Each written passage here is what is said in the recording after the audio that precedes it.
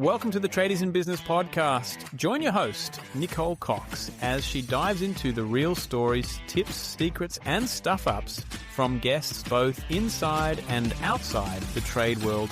Nick is here to help you break free from the grind, reduce money stress, and build a trade business that truly works for you. So grab a brew, put your phone on silent, and get ready to be inspired. Hello, listeners. Welcome to another episode of the Tradies in Business podcast. I am joined by yet another of our amazing real tradies who is going to share his story with us today. Josh Prineas, I think I say that right, from Ecostream Plumbing. Thank you so much for being here today. Thanks for having me, Nick. And my absolute pleasure. Now, Josh, you've only, oh, well, no, I can't say only because I think you're about to clock over your 2-year anniversary, if I remember looking forward into the calendar correctly. Would that be right? I bet better than anyone you would know. Yeah, pretty much. Just bang on 2 years. Okay, great. That means that you're about to celebrate 2 years in business then too. That's right. Yeah. Yes. Okay, so we're going to talk about being a plumber and going into business, and your journey is not a typical one for the clients that come to work with us. But I'd actually like to start before that, Josh. What made you become a plumber? I was sort of, I guess when I left school, just drifting around, doing little bits and pieces. I ended up doing some civil work and like level 1 electrical kind of stuff, and enjoyed being around the machines and operating those. And then a couple of people got laid off, made redundant, and I was one of those, and sort of had an oh shit moment and went, maybe I should do something, get some sort of qualification behind me. So, thought I better do a trade, and I was steered towards sort of something that involves machinery. And then just so happens as well, my dad's mate was looking for an apprentice at the time. So, just thought, bugger it, we'll give it a go. And then sort of got stuck into it and haven't really looked back. Wow. I think that's the thing, right? Trades are often seen as a fallback for people at school that aren't strong learners or are good with their hands. That's always the statement, right? If you're good with your hands, maybe you should consider the trades. It's a great big crock of shit as far as I see it. The tradies that I know are the smartest people I've ever met in my life, and they're practical. They're not getting stuck in the books.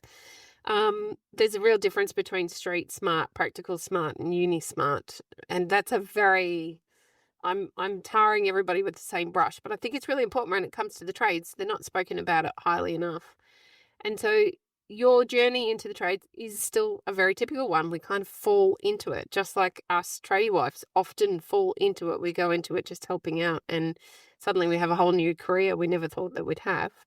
So tell us a little bit about your apprenticeship, coming out as a tradesperson, and then maybe, facing that decision about where to from here. Sure. My apprenticeship, I went between a couple of companies, just trying different things. So doing high-end residential new builds, a little bit of maintenance, some units, a little bit of civil kind of stuff, just trying to experience as much stuff as I can while still an apprentice. And then I think all the while I knew I wanted to do my own thing from the get-go, even back when I was doing the labouring out of school, just the guys that were subbing out for the company with their own machines and stuff. I thought, that'd be awesome. And then, just started doing cashies on the side, and just sort of bummed around a bit, but just didn't take it too seriously. And then one day I thought, I'll try and start building it up, and then pushed it a little bit more. And then you guys actually offered like a free business essentials course kind of thing. Yep. I started building that up at the same time. I'm doing that, and then it just got to the point where it was too much to do while working full time still. So getting up and doing invoicing, whatever, before work, and then doing the work in the afternoons. But it was sort of at that awkward stage where it wasn't enough to jump on take my own stuff on full time. And then I thought, I've got no idea how to run a business, and I've been listening to your guys' podcast for a little bit. So I reached out to you, was back then. And after a short chat with you guys sort of gave me a push, and I was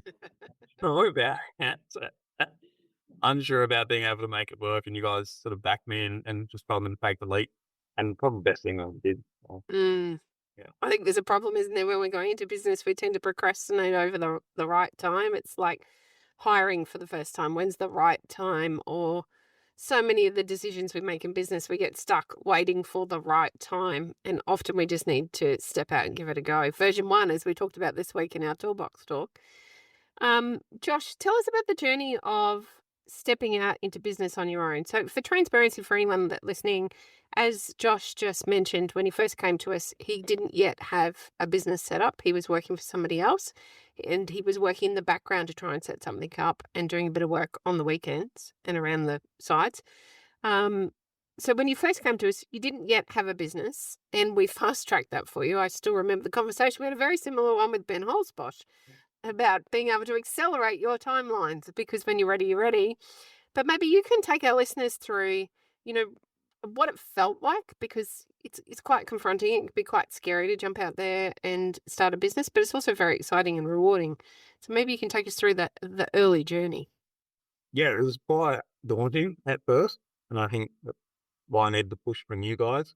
But yeah, I never really had any dreadful moments going into it. Like it wasn't anywhere near as bad as what I thought it was going to be. And then yeah, I just subbed out a little bit at the start, and then brought in some you guys to help get some education around marketing and how to market people, and maybe then create a marketing plan, figure out the types of people that I want to go to. And then it slowly started building from there, started doing that, approaching property managers, going around door knocking, which was all very much pushing the comfort zone. I got very scary the whole time doing it, as well as joining like a BNI and networking group as well. That's not my kind of thing, but again, pushing the comfort zone at the start, it was all very scary. But it's slowly built over time, and to the point where, yeah, I sort of had quit subbing within about 12 months of doing my own thing. And looking back on it now, it was, the best thing I ever did, I guess. Yeah, it was exciting. And now taking those kind of leaps, we're just looking at we're just going through a hiring process of hiring our first tradie. Yep. And although it's scary now looking back on things like that as an example, it's so exciting at the same time. So Absolutely. I think that it can be quite polarizing. We can get stuck in the fear or the unknown. And so I find it really interesting, Josh. Never once did I, looking from the outside in, think you were apprehensive or frightened about some of the marketing tactics we had to engage in. So I find it really interesting to learn. Maybe you can talk about pushing outside of your comfort zone and what that experience is like for you. yeah, it was not something I was used to. Public speaking and just speaking to people in general was very much way out of my comfort zone. I just sort of like to keep to myself, and that's pretty much it. I remember you guys actually when I first made a comment about potentially getting the podcast someday. And Here we are. yeah, so just continually pushing and continually growing. Now I've got no dramas with it. Like part of that first mile thing was going around door knocking with property managers, and that was absolutely terrifying. I was straight first time I did it, and I got back in the car. My heart was racing, and now I can pull one up or go walk in, and like it's actually nothing anymore. So I get that. But incrementally, it sort of grows, and you don't really realize when you look back. But I'm going, oh shit, I've come a long way. And we're talking about a journey that's only 2 years old. So that's a pretty elevated timeline for you to have gotten comfortable with that so quickly. Yeah. Yeah. No, it's been good. BNI as well. I've been a big help with that. So public of the week and getting up in front of people. I'm president of the chapter now, so I have to stand up, which is what my worst nightmare. Yeah, theoretically. Gonna pay me enough to do that. But yeah, it's good. And it just translates well into business as well, being able to reach out and build relationships with people, whereas before I would have just been standoffish. Yeah. Well, I think when you come to it with the angle of problem solving with somebody, there's always a way that you can add a benefit to somebody's business. And if you are looking at how you as a person or a tradesperson or a business owner can help solve somebody else's problem, it becomes much easier to have those conversations. They're far less daunting. Doesn't change it for the first couple of times, though. It is terrifying to put yourself out there like that. Josh, I'm going to throw you into the deep end really early. Are you ready? It's a bit like yesterday's Voxer. Just clench your tummy. You're going to be all right, I promise. Perfectionism is one of those things that gets a lot of tradies stuck. And we talk a lot in TIB about version 1 and being okay with version 1 because version 1 is progress. Mhm. And I know that that's actually been quite challenging for you at times to be able to let go and think, okay, this is good enough. Could you talk to us about where you feel it has previously held you back and then what you have found when you've pushed outside of that comfort of perfect? I don't think it's ever held me back in the sense of procrastinating because I don't be perfect. I think it's more just caused me more stress and headaches a lot. Like I'll put a lot of pressure on it being perfect Mm. and weight and stress onto me and stress yeah on conflict I guess. But I think, yeah, starting to push outside of that now.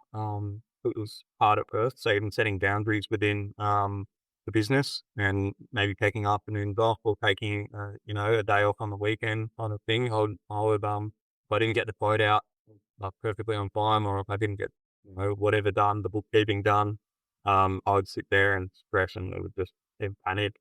But slowly starting to work my way to a point where I can actually switch off a little bit from not worry, okay, the world's not going to end if I don't get that quote out Saturday and to make it Monday kind of thing. Gotten a lot of my headspace back as well. Just being comfortable with things, being okay. I've put a lot less stress on me. Yeah. It can be overwhelming and all consuming being in business, and particularly when you want to get it right. I think that you can find yourself caught in a perfect loop of wanting to get something as right as possible and always adhering to those really tight standards that you hold yourself to, which is amazing for your clients, Josh, but not so great for your personal life. No, takes a lot of time to get things perfect. Where you might take you 4 hours to get it perfect, but you'll get it 80, 90% of the way there. Mm. Recently, you were challenged with this quite heavily, I might say, during your hiring journey, and there was some areas. Shall we say this very politely? There were some areas of opportunity for improvement for said team member, and yet there were things that the client didn't necessarily notice, and that was a great chance for learning for you. But I imagine it must have been really uncomfortable. Can you remember? We're only talking a couple of weeks ago, but can you recall what it felt like, and then what it felt like to realize that it actually didn't matter to the client at all? Yeah, it was super frustrating from my end. I just saw tunnel vision, I guess, and what they were doing and not doing. And then starting to realize, chatting to you, like not a major thing. It is a marine. It's not a major thing. And just being like, all right, I'll like trust what you say and sit back and see how things go. And once again, the sky didn't fall, and client was happy, and they didn't pick up on these things, and it's good not knowing that it doesn't have to be that pressure on. Mm. I don't think that that means that we should allow our standards to slip. I think it's important to have our standards, as we've been speaking about. But I think what it could do potentially for anyone listening to this that is holding themselves to the kind of standards that you do for yourself, Josh, is understanding that often the client doesn't see what you see. It's a little bit like, well, we talk lots for plumbers and electricians to take photos of what's behind the wall and share it on their social media because most people don't have a clue. And we make all these assumptions that it looks like messy shit. But in actual fact, most of the time, certainly with all of the tradespeople that I've ever worked with, it's beautiful and it's neat and tight. It actually looks like an artwork, but nobody can see it because it's behind a wall. And there sometimes those are the little things that don't actually matter as much as we put pressure on ourselves to adhere to. And so it's quite freeing to realize that, yeah, okay, I've got standards. I expect those standards to be held. However, perhaps there's a bit of wiggle room as somebody grows and develops into your particular standards in your company. Mm. All right, tell us about hiring. So this was your first ever hire. You'd managed people before though, hadn't you? A little bit, yeah, Yeah. yeah. Yep. Okay. You'd managed people before in your previous job, but this was your first ever hire. How did you find the process? Um, it was fine. I had no dramas with it. You guys offer a lot of support along the way with doing that. And so getting you done and all that kind of stuff, the process was all super easy actually. I had no dramas with it at all. The only thing was sort of the group interview. You guys very professional. I was a bit, uncomfortable with that kind of thing, center of attention and off grilling other people essentially. But no, we've actually a fairly seamless process. The hiring it all sort of came together well. The steps and processes that we put in place sort of weeded out the ones that looking with then would fit on Yep. the hiring. I think doing it the first time, and I guess that I think we talk a lot about attitude over skills, and I was coming from just the experience and seeing what everyone else does is skill was the only sort of thing that matters. Mm, Here for an interview, and I was mm. employed sort of just rock up and started where we were, and yeah, just it was just a great learning experience. Perfect. Um, I I want to talk about conference, your very first conference. It must have been 2024 Yeah. because it was a bit special for you personally. Yes. Yes. But you must have been. So I think one of the things when we think about the opportunities to us for business support and education, it's kind of one part of the puzzle. And for us at TIB, very much for myself, it's important that you have a community that supports you through business because one of the things the trades do really, really well is we become extremely insular. So we don't talk to our other sparky mate or our builder mate about how hard business is or how frustrated we are or how frightened we are at times. We tend to hold all of that inside, whether it be for fear of judgment or we're carrying shame around it, or it's just not the done thing, or we feel like everyone else has got a fancier car or doing better or whatever it is. We tend to hold a lot of that back. And that's not something I subscribe to. I actually find that holds a lot of people stuck in business. So we've created a community, and I would love you to share your experience. I probably should have asked you about this beforehand, but I'm assuming because you proposed to your now lovely wife during conference in 2024, you felt comfortable. However, I won't put words in your mouth. Tell us about your first experience at conference, because I think you'd done one of our smaller events before then, hadn't you, and met some of the people in the room, or was conference your first one? Yeah, being money. Yep. How was the experience? It was daunting at first. I remember first walking down, like, and well, I guess we see people online all the time, but it's a little bit different, I guess, seeing them in person. And I was a little bit, yeah, it was daunting at the start walking in, but over the few days you start to build relationships with people. Mm. Mm, I felt like people are going with the same team, or um, yeah, and you start to create friendships and relationships throughout, and then by the end, life was just a lot, and it was a good time, and yeah, It's so much fun. It's just nice to have that support. yeah, You don't feel so alone. like, everyone's sort of going through similar things. Nice Exactly. talking about it and bouncing ideas off each other. And Now, your lovely wife, Nat, is not involved with your business at all, but she was at that very first conference. I can't remember her in the room for the learnings, but she did take part in the social activities. I don't know if you remember how she felt about it all. I think it would be good to get a bit of a gauge on what that experience was like for her. Can you remember? yeah, I think she will. Obviously, she's not involved in the business, and I think she was sort of just coming down to take some part, like, yeah, for we took a couple of days by the side of it, but I don't think she was planning on getting a whole lot out of it. With expecting it to be business. Um, but she was in there for a couple of things, and she walked out of it. Actually walking away with some, especially we had Di, I think, book Mm-hmm. on that on coach, Yep. and she loved that one. Yeah. Well, I remembered it a year later, and yeah, she came up again for the planning day. And yeah, I think she ended up enjoying it and actually getting stuff out of it, even though she's not directly involved in the business. There was definitely learning. Yeah, I think the perspective is really helpful as well because as a partner, we tend to see the stress or the overwhelm or the late nights or the frustration from us because we don't get access to you like we used to before we went into business. So it's great to put it in perspective and see that actually this is kind of a normal part of the journey. There are others in the same boat.